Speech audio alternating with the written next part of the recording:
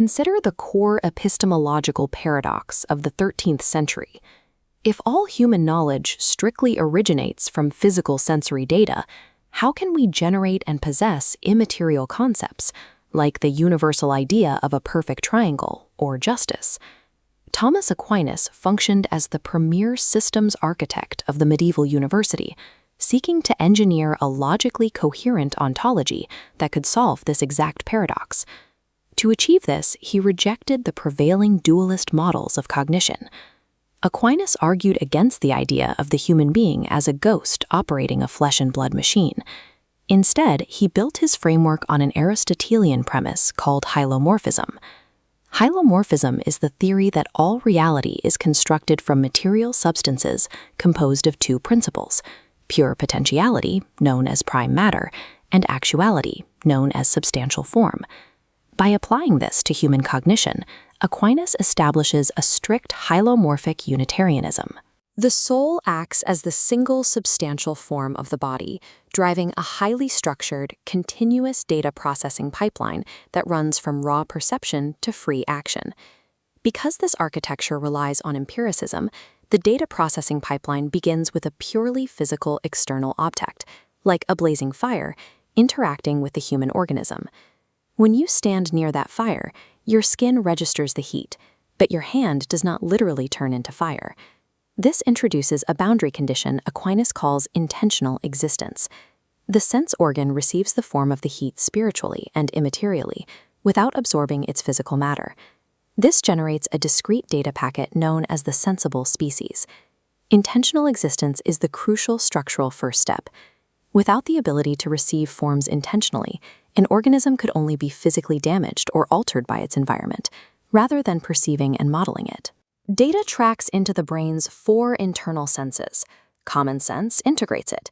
Imagination retains it. Estimative power extracts intentions, like recognizing danger, and memory archives them. This outputs the phantasm, a specific physical representation trapped in the particular, unable to process universal concepts.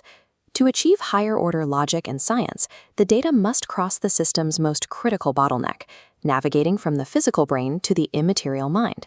Aquinas introduces the agent intellect to bridge this gap. It abstracts the data, stripping away the material conditions of the phantasm. The output is the intelligible species, a pure universal concept, like the abstract idea of combustion, divorced from any specific fire. The agent intellect's abstraction is the mechanism separating human cognition from biological animal processing, providing the foundational requirement for universal philosophy and science. Once abstracted, the intelligible species is received and stored by the second half of the mind, the possible intellect. The possible intellect begins as a tabula rasa, a blank slate. It possesses no innate ideas. Its entire database is built from what the agent intellect feeds it. This specific architecture faced a major historical threat.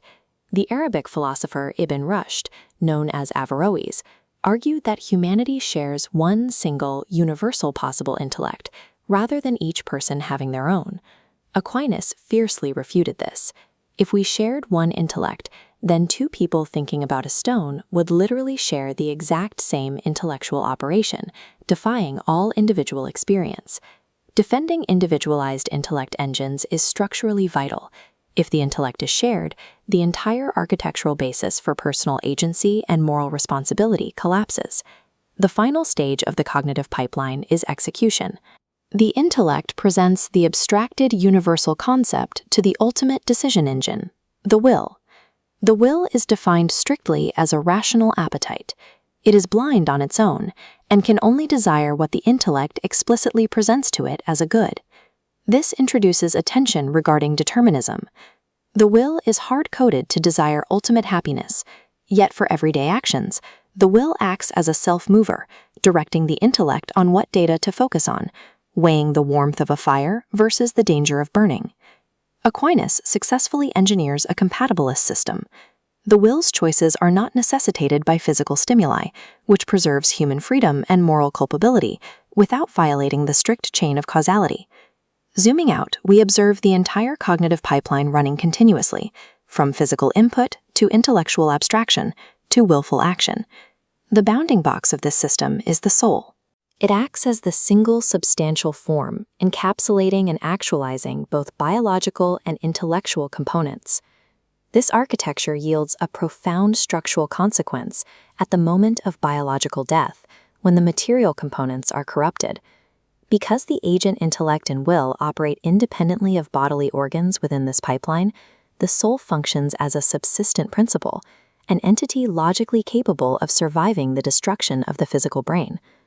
Hylomorphic Unitarianism provides a structural requirement to explain how a human can be a single, unified organism in life, yet possess an incorruptible processing core that persists after death.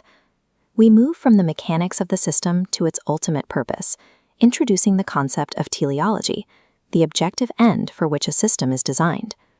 This cognitive engine functions beyond biological survival. Its architectural purpose is to translate the physical universe into human understanding. This structural understanding leads directly to Aquinas's moral theory of natural law.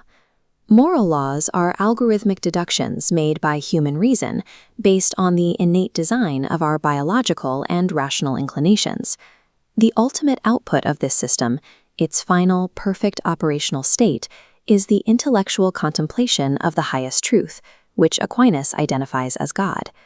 Aquinas's architecture demonstrates that reason and faith, matter and spirit, represent seamlessly integrated components of a single, rigorously engineered reality.